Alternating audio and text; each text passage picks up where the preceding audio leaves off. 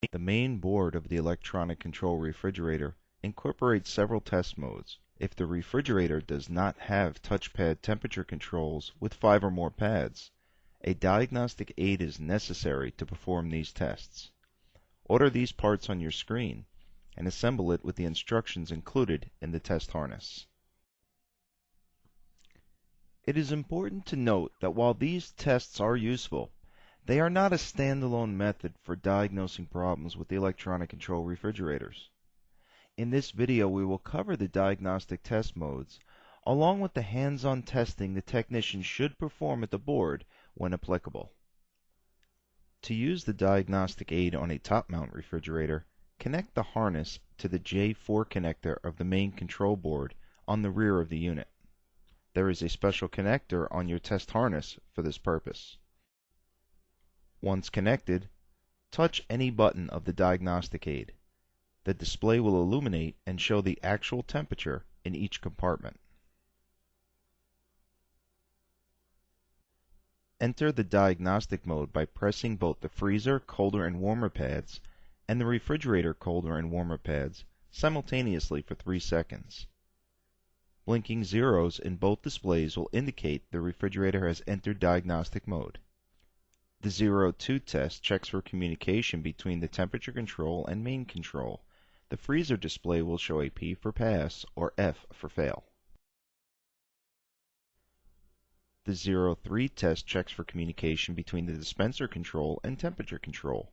The freezer display will show a P for pass or F for fail.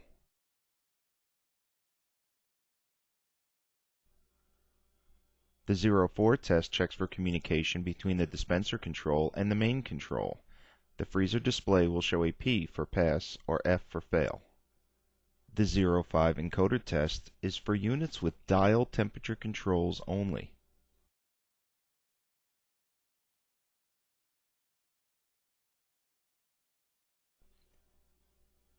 Press the keypad again to exit this test. The 0-7 test is the control and sensor system test. Each thermistor will be checked and display a P for pass, O for open, B for bad amplifier on the board, or S for shorted thermistor. Passing these tests does not ensure a thermistor is 100% accurate. Perform the following tests at the board to be sure the thermistors are not out of range. Begin by testing for proper supply voltage to the thermistors as shown here. Place your black meter lead in J2, pin 3, and test for 5 volts with your red lead at J1, pin 5. Set your meter to test for ohms. Thermistors typically read from 2,000 to 80,000 ohms. We need to isolate the thermistors to check their values. Unplug the J1 connector from the board. Place your black meter lead in the J1 pin 5 slot and leave it there. This is a common connection for all of the thermistors. Test each thermistor individually by inserting your red lead from the meter into the back of the connector. Note that pins 1 and 2 are fresh food thermistors. Most models only have one fresh food thermistor, so you may have an empty bay in the connector as seen here. Pin 3 is the freezer thermistor.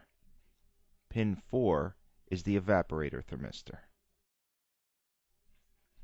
When testing is completed, be sure to reconnect the thermistors to the board and reconnect power to the appliance.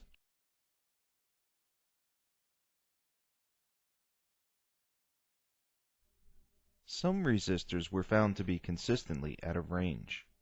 You can physically identify these thermistors by the casing of the bulb. Notice a dark sealant where the wires enter the bulb, as circled here.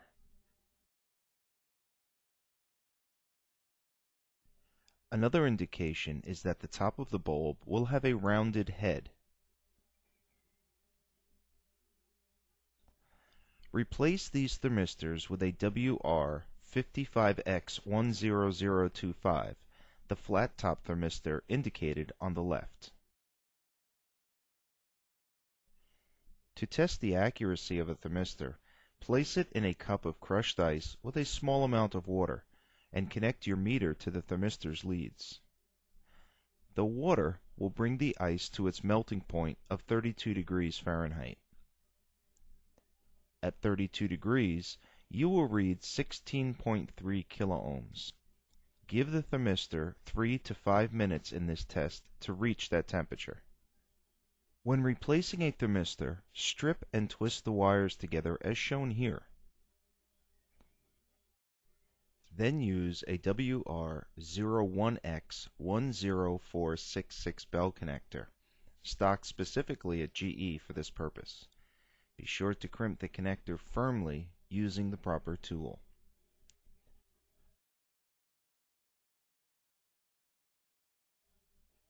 Fill the connector with RTV102 GE silicone sealant.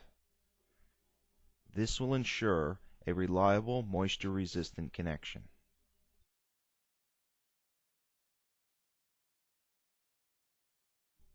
This concludes thermistor testing and replacement.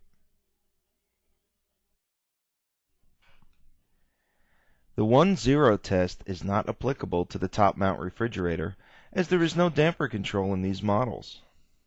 Instead, this design uses a long air duct from the freezer to the fresh food compartment that will prevent airflow when the freezer fan is rotating at low speed. For more information on fan speed signal testing, see the main board testing segment on this CD.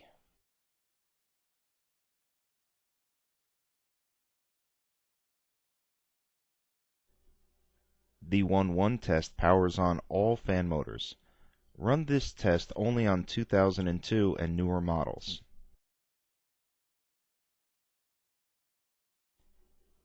The 1-2 test will run the compressor continuously for 1 hour and then go back to normal temperature-controlled operation.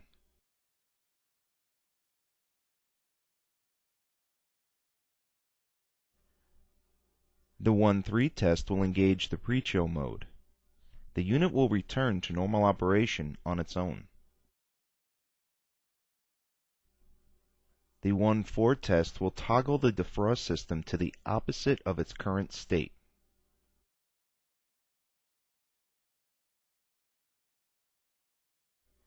Note that the defrost heater will not be energized if the evaporator temperature is warm.